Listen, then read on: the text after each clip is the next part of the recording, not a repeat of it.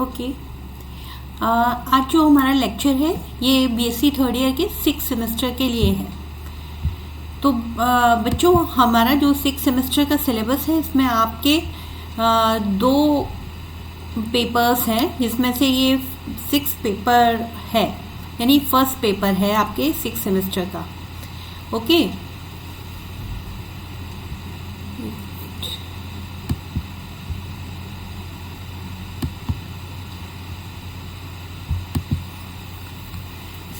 और उसकी यूनिट 2 है इकोलॉजी एंड इकोसिस्टम। आज हम लोग इसके बारे में बात करेंगे। बच्चों, आप लोग जो है थोड़ा सा मेरे को रिस्पांस देंगे तो मुझे समझ में आएगा कि आप लोग अच्छे से देख पा रहे हैं, समझ पा रहे हैं। कुछ रिस्पांस दीजिए। हेलो,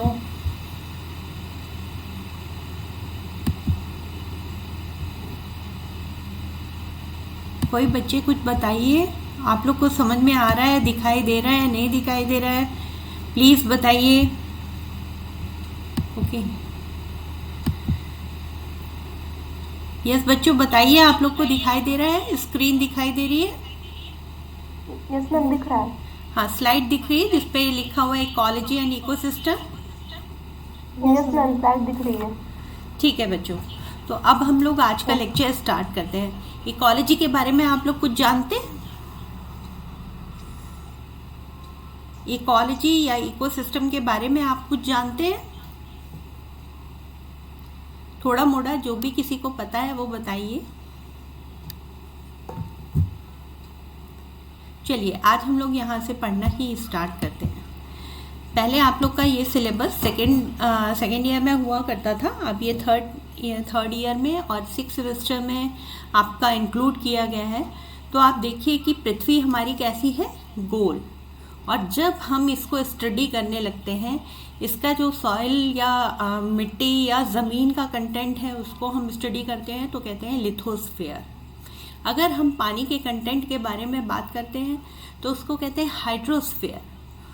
और यहाँ पर हम उसकी बात करेंगे बायोस्फीयर के बारे में। तो ecology is all about the relationship in living organisms and their environment. तो उसके बारे में हम लोग स्टडी करने वाले हैं।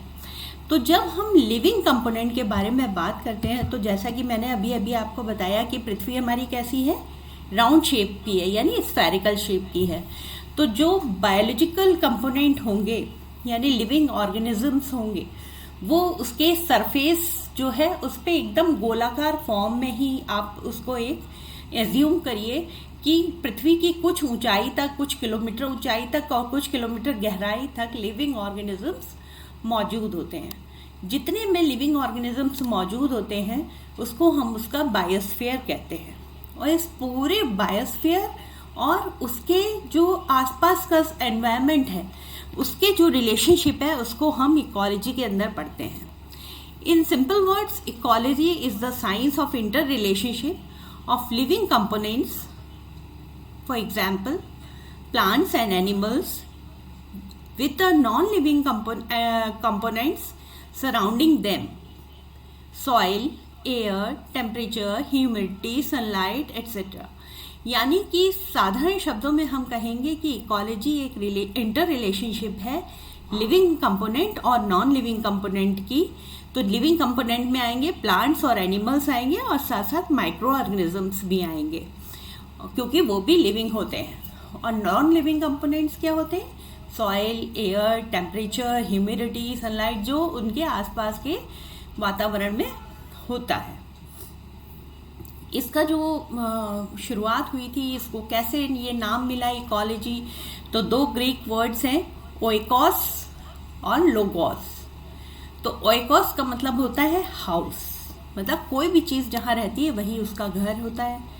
तो उसका घर और उसके बारे में स्टडी, उस लिविंग ऑर्गेनिज्म के घर और उसके जो इंटर रिलेशनशिप है उसके बारे में स्टडी को हम क्या बोलेंगे? इकोलॉजी बोलेंगे। ओके। आप लोग जरा सा मुझे ये बताइए कि जब मैं स्लाइड्स चेंज कर रही हूँ तो आपको स्लाइड चेंज दिखाई दे रही है? Yes ma'am. Yes ma'am. Okay. अब देखिए नेक्स्ट स्लाइड आपको दिखाई दे रही है इकोसिस्टम। Yes ma'am.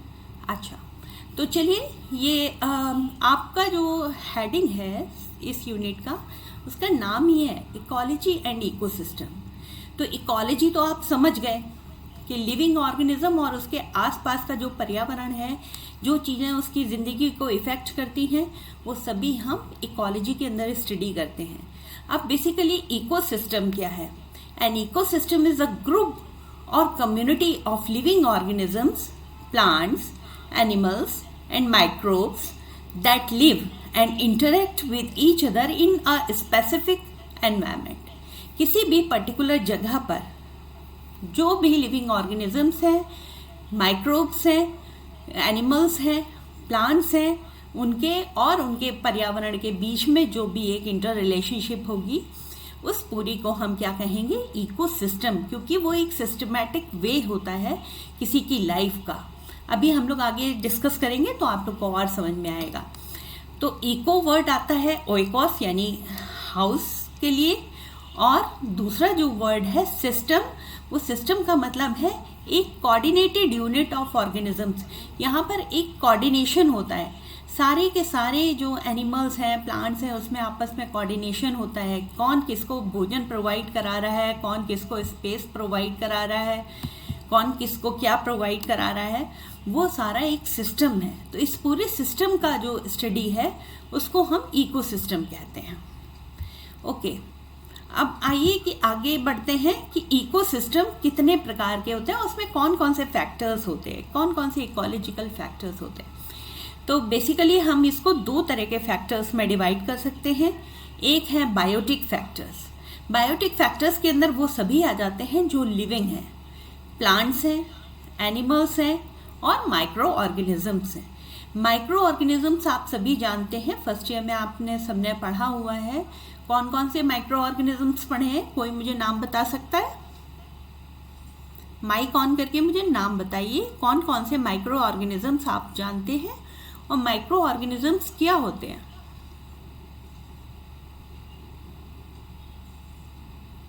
कोई बता सकता है?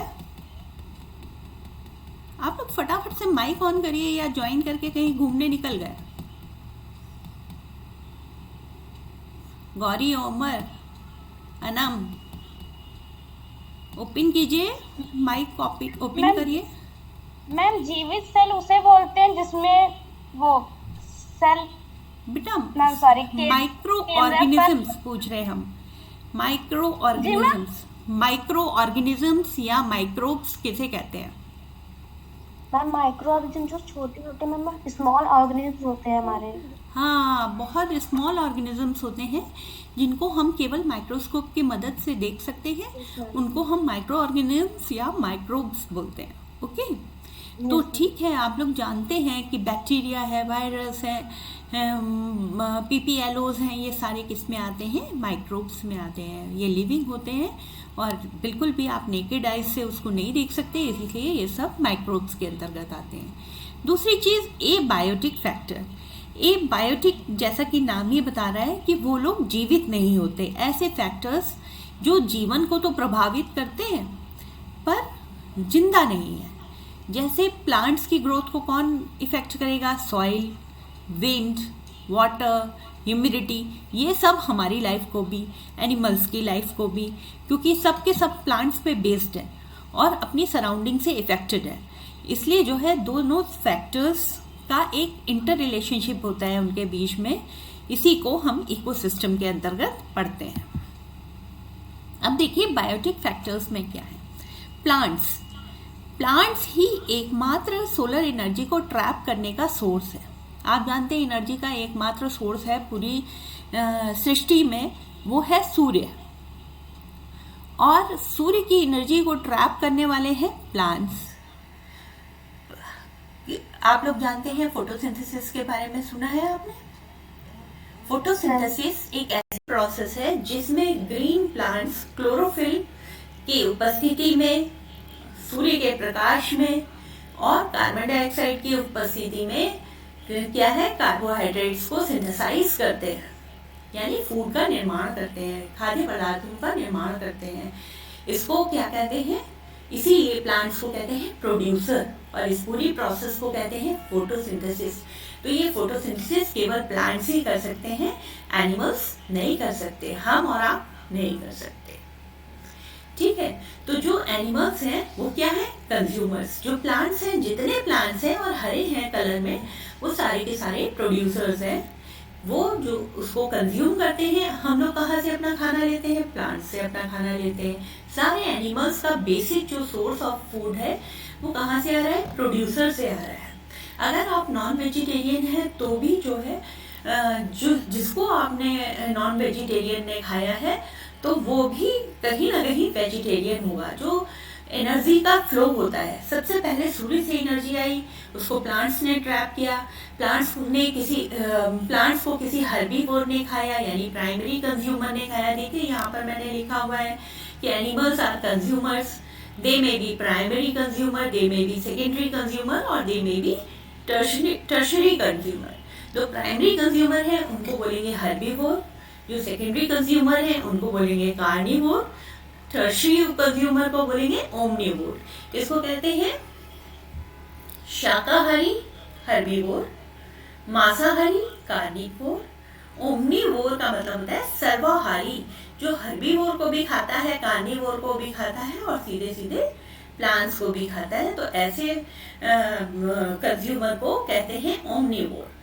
अब इसके अलावा एक और कैटेगरी हमने आपको बताई, माइक्रोब्स। तो माइक्रोब्स अधिकतर क्या काम करते हैं, कॉम्प्लेक्स ऑर्गेनिक सब्सटेंसेस को सिंपल ऑर्गेनिक सब्सटेंसेस में तोड़ देते हैं। यानी कि डेड और डिकेइंग ऑर्गेनिक जो मैटर है उसको डिके करने में, उसको सड़ाने में, उसको उसके कंपोनेंट्स में तोड़ने में ये काम करते हैं। तो इनको हम कहते हैं माइक्रोब्स। तो माइक्रोब्स आर बेसिकली डिकम्पोजर्स।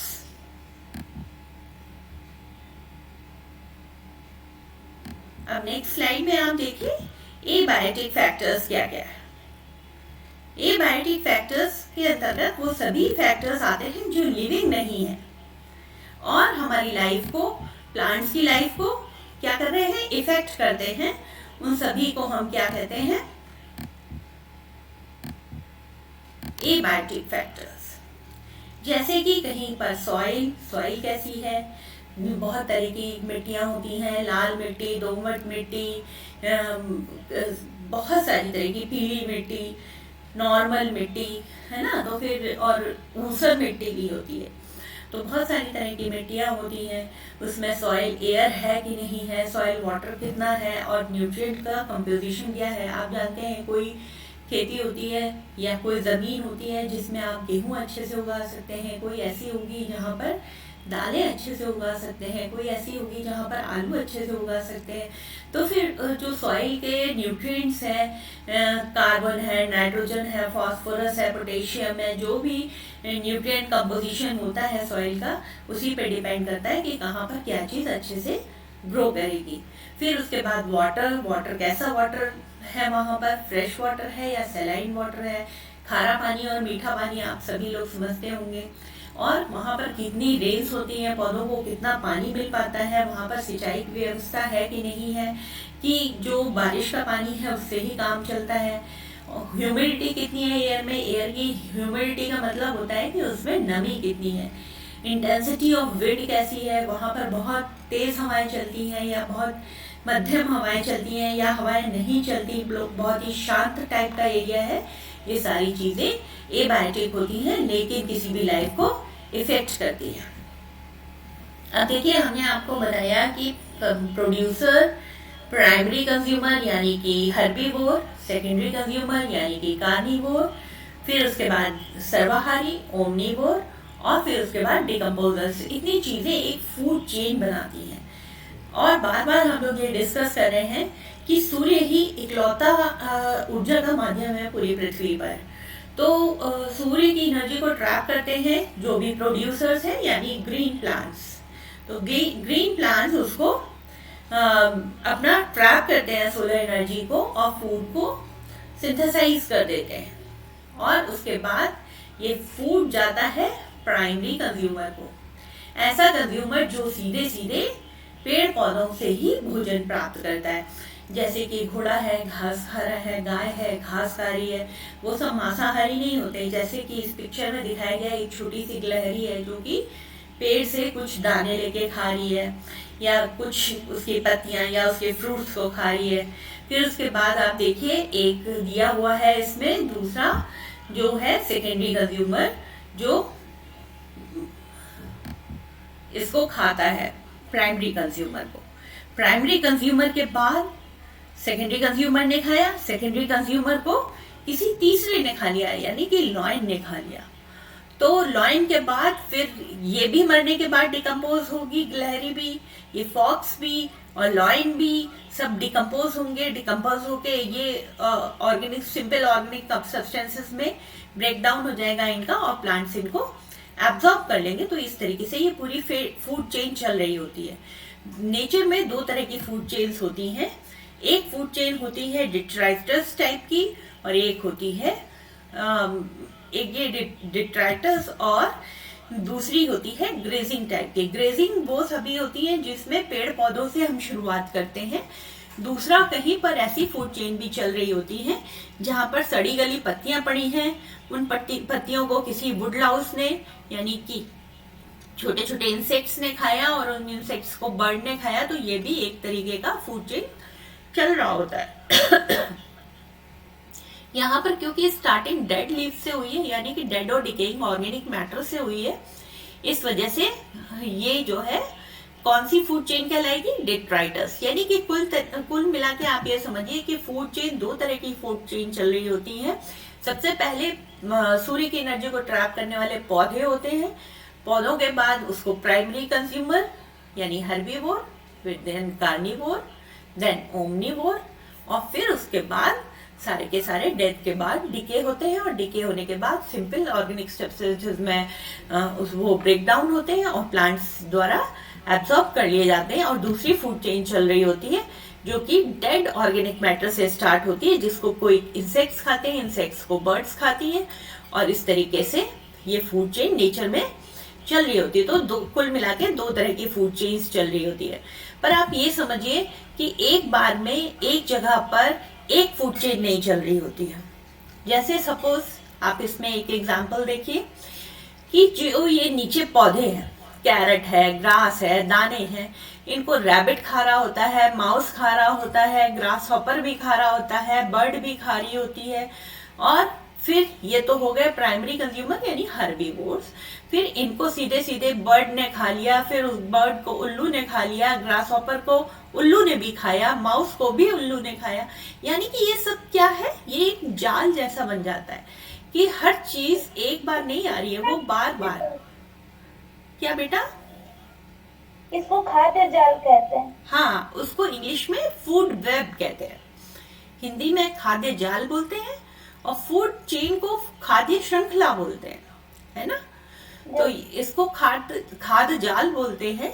ये देखिए एक जगह पर एक बार में एक फूड चेन नहीं चल रही होती, बहुत सारी फूड चेन्स चल रही होती हैं, जिसको कि हम कहते हैं फूड वेब।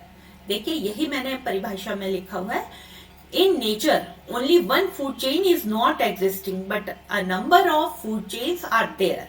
मतलब एक फूड चेन नहीं चल रही, वहां पर कई सारी फूड चेन्स चल रही हैं, which are interconnected with each other, जो कि एक दूसरे से जुड़ी हुई हैं एट वेरियस स्टेप्स, कई स्टेप पे एक दूसरे से जुड़ी हुई हैं।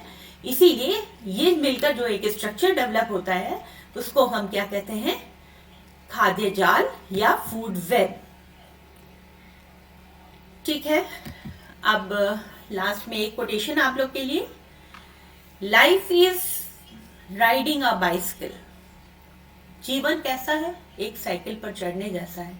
अगर आप बैलेंस बनाए रखना चाहते हैं, बैलेंस रखना चाहते हैं, तो आपको चलते रहना पड़ेगा। ये एल्बर्ट आइंस्टीन के वर्ड हैं। तो बच्चों आप समझिए, अगर आप कहीं रुक गए तो फिर वहीं पर आपकी जर्नी ब्रेक हो जाएगी, और अगर आपने बैलेंस बनाने के लिए लगातार चलते रहे, भले ही आप धीरे धीरे चलते रहे, तो आप बिल्कुल जीवन के सफर में एकदम सफल होंगे। ओके बेटा, थैंक यू। और लेकिन आप लोग को क्लासेस अटेंड करना आपके लिए ज़रूरी है, टीचर के लिए उतना ज़रूरी नहीं है, आपके लिए ज़्यादा ज़रूरी है। इसलिए प्लीज़ आप जब भी क्लास शेड्यूल हो तो उसको अटेंड करने की कोशिश करिए। यहाँ पर सब लोग जरा कैमरा खोल लीजिए, मैं एक स्क्रीनशॉट ले लेती हूँ बेटा। सब लोग अपना कैमरा खोल लीजिए।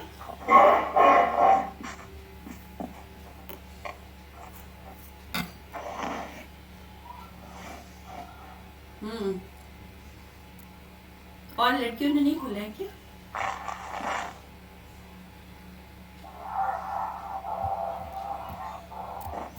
आप लोग भी अपने मोबाइल पे स्क्रीनशॉट ले लीजिए और वहाँ पे अटेंडेंस शेयर कर दीजिएगा। जो पार्टिसिपेंट्स आए हुए हैं, यानी कि जितने बच्चे आए हुए हैं, उसकी भी एक स्क्रीनशॉट ले लीजिए और ग्रुप पे शेयर कर दीजिए। इसी से आपकी अटेंडेंस लगेगी। हो सकता है 1-2 दिन में मैं आगे का एक लेक्चर लूँ, तो फिर आप लोग को जब भी लिंक शेयर करूँगी आप लोग तुरंत से ज्वाइन करिएगा। Okay, bye.